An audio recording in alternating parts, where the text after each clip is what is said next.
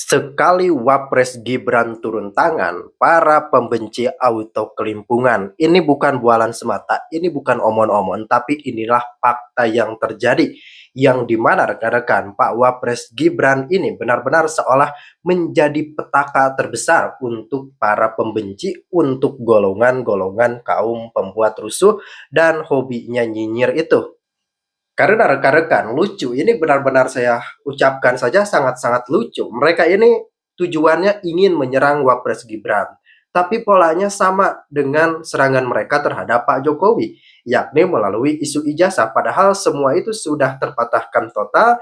Dan tentu saja rekan-rekan, termasuk kali ini oknum yang memang terindikasikan melakukan ancaman terhadap Pak Jokowi nampaknya mulai ketar-ketir karena istana mulai menotis oknum-oknum pembuat gaduh yang bahkan rekan-rekan sebelum ini Pak Presiden mengatakan akan menertibkan pasukan-pasukan perusuh dan tentu saja mereka-mereka yang tidak ingin melihat Indonesia tentram dan terus mengacau stabilitas nasional. Ijazah sudah dipermasalahkan dari zaman saya wali kota. Sudah saya tunjukkan ke publik ijazah saya. Sudah sempat ditunjukkan ya? Udah, nanti kalau ada klipnya ya, tunjukin aja. Saya pernah menunjukkan ijazah saya. Kita sudah dapat kesimpulan 99,9% Gibran Raka Buming Raka tidak pernah lulus dan tidak ada ijazah SMA. Artinya ini harus dicabut, berarti dia tidak sah atau tidak layak untuk menjadi wakil presiden. Kalaupun ada pasal 18 di undang di kepentingan nomor keputusan KPU nomor 19, itu berarti keputusan.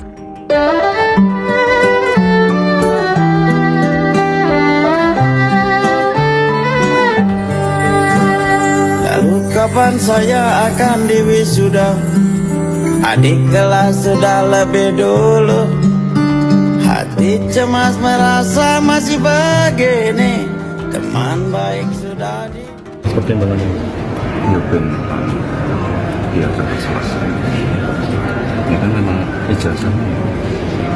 Kalau palsu kan harusnya dipermasalahkan dari awal waktu pendaftaran. Black camping mas? Upaya black camping? Ya biasa, makanya kan kita bawakan ijazahnya, mau dibawa sendiri ya, aja gue hilang dari. Tuduhan itu sangat merugikan ya mas? Untuk mas Gibran. Saya nggak untuk lucu-lucuan. Jejak digital itu sangat kejambung. Ibarat kara Roy Suryo itu seorang anak macan. Saat ikut tuanya, dia sangat jinak, culun, tunduk mencari muka. Tapi setelah tidak dipakai, dia akan berubah jadi macan besar yang siap menerkam tuannya. Itulah Roy Suryo. Dulu tidak punya apa-apa, tidak punya pekerjaan tetap, tak punya partai, tak kenal SBY. Dia ikut Gibran. Sekarang dia punya tuan baru, malah menyerang Gibran. Silahkan netizen menilai sendiri. Salam waras dari King Yudi Official.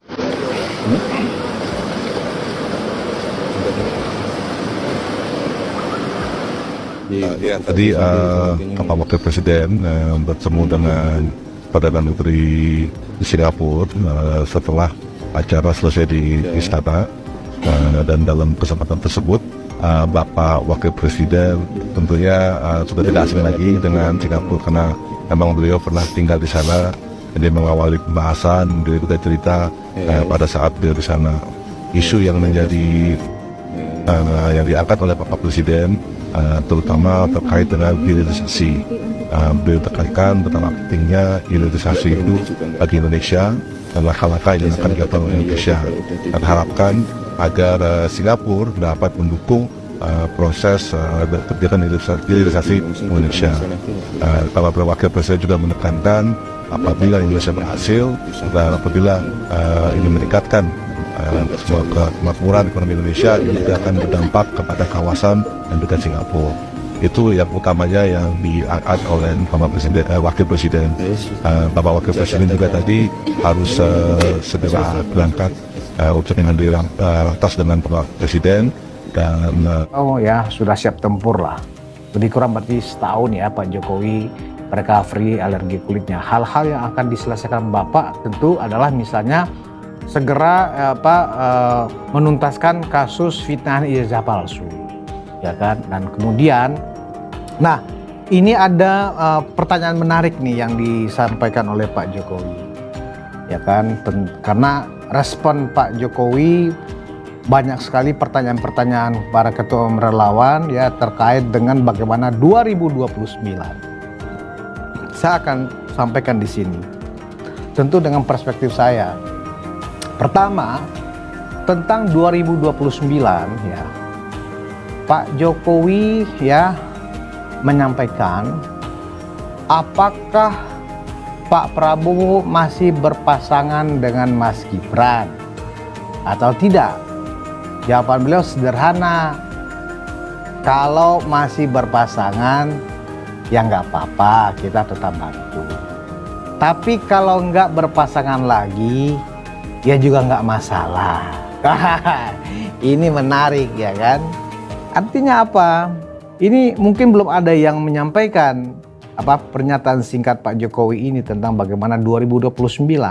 Artinya sudah agak bergeser ya. Agak bergeser karena sebelumnya ya Bapak itu menyampaikan kepada teman-teman relawan, kita dukung Prabowo Gibran 2 periode.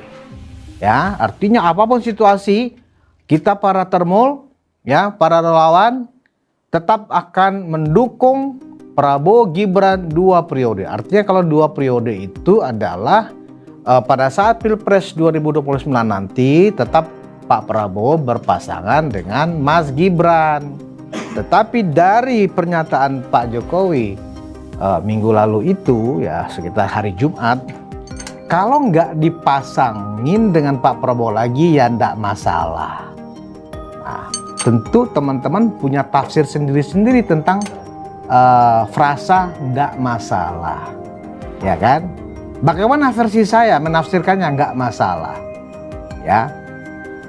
Mungkin sama ya versi saya dengan banyak teman-teman termol. Kalau versi saya ya, kalau kemudian Pak Jokowi mengatakan, anggaplah dalam perjalanan waktu dari tahun ini ya bulan Mei 2026 sampai akhir Mei kemudian masuk tahun depan tahun 2027 dan itu sudah agak sedikit serius menuju tahun politiknya sampai 2028. Ternyata kita berpikir yang positif ya tetapi yang sifatnya prediktif.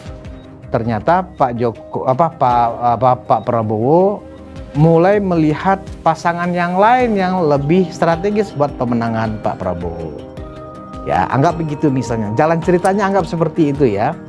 Lantas, apakah kemudian Mas Gibran berkecil hati dari sikap Pak Jokowi? Ternyata ya enggak masalah. Ya kan, enggak ada masalah karena memang Mas Gibran ya tidak pernah ya diproyeksikan atau diharuskan ya untuk menjadi wakil presiden 2 periode ya, bahkan menjadi presiden, karena Bapak mungkin merasa bahwa itu kan pilihan rakyat, ya kan, bukan pilihan elit politik ya. Kita melihat ketika Pak Prabowo 2 kali maju sebagai kandidat capres berhadapan dengan Pak Jokowi. Ya, kalau secara figur pada saat 2014 ya, Pak Jokowi kan baru 2 tahun di Jakarta. Artinya untuk menjadi tokoh nasional jika disandingkan dengan Pak Prabowo pada saat itu 2014, mungkin Pak Jokowi kalah pamor. Tetapi rakyat lebih memilih lebih banyak maksudnya ke Pak Jokowi yang waktu itu berpasangan dengan Pak JK. Padahal pada saat 2014 itu, Pilpres 2014, Pak Prabowo itu pasangannya juga adalah seorang tokoh nasional, yaitu Hatta Rajasa, ya kan? Pernah jadi menteri beberapa kali, ya kan? Ketua partai, ya, dan kemudian adalah orang dekatnya Pak SBY dan seterusnya. Tetapi Pak Prabowo berpasangan dengan Hatta Rajasa kalah, tidak dipilih rakyat lebih banyak dibanding Pak Jokowi dengan Pak JK. Artinya apa? Memang itu semuanya tergantung pilihan rakyat, ya kan? Nah, Kemudian 2019 Pak Jokowi berpasangan dengan Kiai Ma'ruf. Kiai Ma'ruf ya pada saat itu juga belum terlalu dikenal kecuali hanya sebagai salah seorang ketua MUI ya kan, Majelis Ulama Indonesia. Berpasangan lagi dengan Pak Prabowo, kalah lagi Pak Prabowo. Jadi kalau kita melihat jawaban Pak Jokowi ya, kalau Mas Gibran nggak dipasangkan lagi dengan Pak Prabowo ya nggak masalah. Nah, ada yang melihat nggak masalah itu seolah-olah Pak Jokowi pasrah. Saya tidak melihat seperti itu. Pak Jokowi itu adalah manusia politik.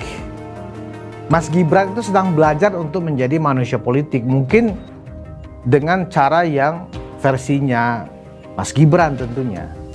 Jadi kalau dikatakan apakah ada perubahan sikap atau ada perubahan sinyal-sinyal ya politik yang dibaca oleh Pak Jokowi dengan pernyataan terbarunya beliau seperti itu, saya pikir bisa-bisa saja. Karena mestinya pada saat kemarin itu Pak Jokowi tetap melontarkan semangat Prabowo Gibran 2 periode. Kan mestinya begitu. Ya toh? Tetapi jawaban Pak Jokowi atau penjelasan Pak Jokowi menjawab pertanyaan para relawan adalah kalau masih dipasangkan baik-baik saja. Kalau tidak dipasangkan ya nggak ada masalah. Ya kan? Ini adalah PR bersama para termol, para relawan. Kalau Mas Gibran tidak jadi maju sebagai cawapres 2029, lantas Mas Gibran mau kemana? Ya, saya menduga ya, Mas Gibran ya akan nyapres. Ya sekali-sekali boleh dong uji nyali. Kira-kira termul-termul seluruh Indonesia, seluruh dunia akan mendukung Mas Gibran nggak nih? Kalau ternyata ya kita berandai-andai loh, ya bukan sedang mencoba untuk membangun sebuah roadmap baru. Kalau misalnya Mas Gibran tidak lagi berpasangan dengan Pak Prabowo dengan alasan-alasan oke lah, Pak Jokowi nggak merasa dibohongin atau tidak lagi sejalan dengan Pak Prabowo, tetap Pak Jokowi menerima sikap Pak Prabowo. Nah, tentu ya Mas Gibran ada 2 kemungkinan. Mas Gibran kembali berbisnis karena memang backgroundnya adalah wira swasta, entrepreneur, atau Mas Gibran ya karena besarnya dukungan akan dilirik oleh partai untuk dicalonkan menjadi calon presiden. Pertanyaannya ada 2. Partai mana yang akan mencalonkan Mas Gibran? Ya. Partai ini apakah partai tunggal atau gabungan partai? Ini harus kita kalkulasi dari sekarang. Ya, dan kalau Pak Jokowi sih sudah selesai kalkulasinya. Tapi kita nggak usah ikutin cara berpikir beliau. Ya, ini versi kita aja para termol. Kalkulasinya harus jelas. Kalau hanya sekedar mencalonkan berdasarkan keputusan MK yang terbaru, tidak ada lagi presidensial threshold atau ambang batas partai-partai peserta pemilu ya untuk boleh mencalonkan ya tokohnya, ketua umumnya atau siapapun menjadi capresnya. Misalnya, contoh ya, Partai Demokrat ketua umumnya Mas AHY. Mas AHY pengen uji nyali, ya sekaligus cek ombak. Kalau saya nyapres sekarang, kira-kira dukungan yang akan saya peroleh berapa persen? Misalnya, boleh saja. Mungkin nggak? Mungkin. Sah nggak? Sah. Karena Partai Demokrat pasti akan menjadi peserta pemilu. Dan kalau memang seluruh petinggi Demokrat memang sepakat mengusung Mas AHY sebagai capres 2029, tinggal nyari pasangannya, ya kan? Nah, artinya boleh. Lantas hari ini atau saat ini seorang Gibran Rakabuming Raka kan tidak berpartai. Jangankan ketua umum, anggota partai pun Mas Gibran sekarang enggak. Dulu adalah kader PDIP.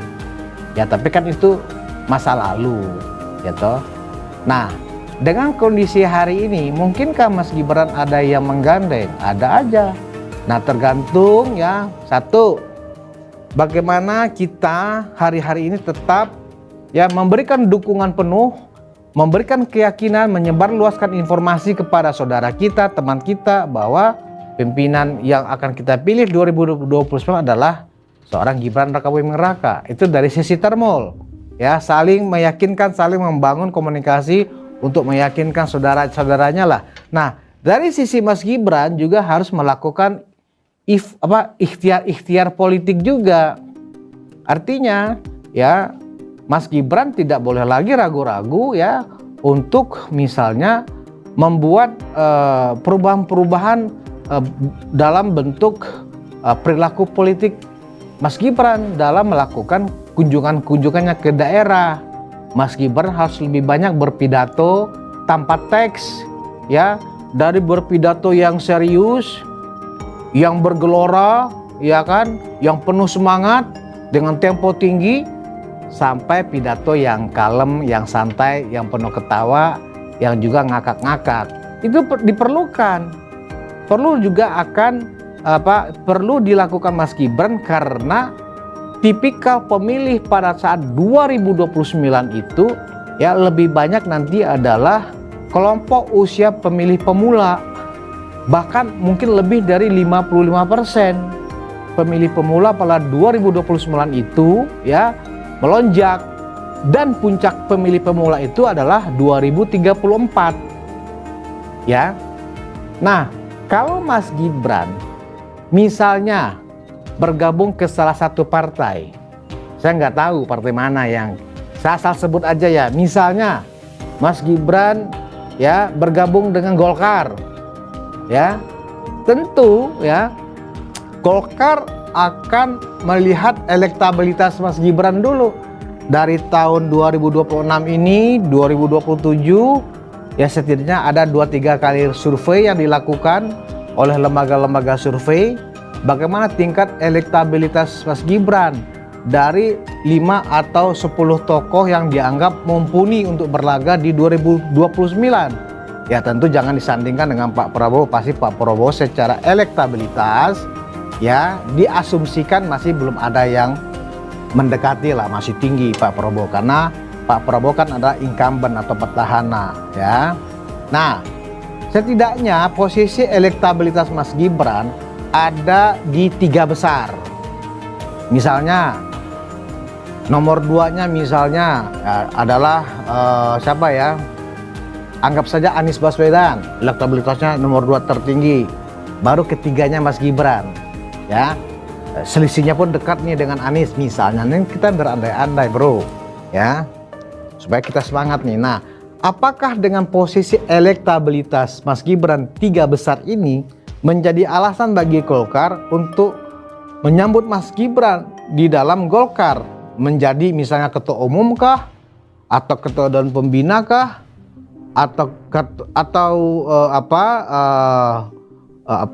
anggota dewan pembina dan seterusnya? Atau ya kalau tidak dengan Golkar, misalnya kan banyak orang berasumsi ini ya, pasti Mas Gibran bergabung ke PSI. Wong adiknya ketua umum misalnya, dan Pak Jokowi kan juga akan membesarkan PSI. Saya terus terang ya, jujur saya nggak mau berkomentar tentang apakah Mas Gibran ke PSI, karena saya pun sampai hari ini ya belum menyatakan dukungan kepada Pak Jokowi untuk bergabung dengan PSI. Mohon maaf ya. Saya punya alasan tersendiri dan saya sudah berkomunikasi langsung dengan beliau, dengan Pak Jokowi maksudnya, dan juga saya sudah berdiskusi cukup panjang dengan ajudannya Pak Jokowi, Mas Syarif. Nah, ini kan rekan-rekan, jadinya kalau ketika mereka terlalu berfokus untuk menyerang terus-terusan, menyerang Pak Jokowi, menyerang Pak Gibran, menyerang Pak Prabowo Subianto, mereka akan sangat lupa ketika serangan itu mulai berbalik kepada mereka, dan mereka tentu saja teriak-teriak gak jelas, teriak-teriak kriminalisasi dan lain semacamnya. Kita ambil contoh deh pada isu ijazah Pak Jokowi. Ketika fitnah tersebut digaungkan, benar-benar sangat-sangat frontal. Tapi ketika fakta-fakta mulai disuguhkan, mulailah mereka menyalahkan semua lembaga, mereka mengkritik semua pihak, dan mereka terkesan merendahkan pihak-pihak yang memang mengkonfirmasi keabsahan serta keaslian ijazah Pak Jokowi. Tapi rekan-rekan, mereka lupa bahwasanya ijazah ini tidak berdiri sendiri. Ada otoritas yang mengeluarkan ijazah tersebut. Lalu, kalau kita perhatikan, memang ketika UGM sudah konfirmasi asli, mereka ini kan sudah sangat-sangat uring-uringan. Apalagi ini Pak Jokowi yang menuntut balik mereka. Langsunglah mereka teriak kriminalisasi dan lain semacamnya. Padahal ini adalah konsekuensi dari apa yang mereka perbuat.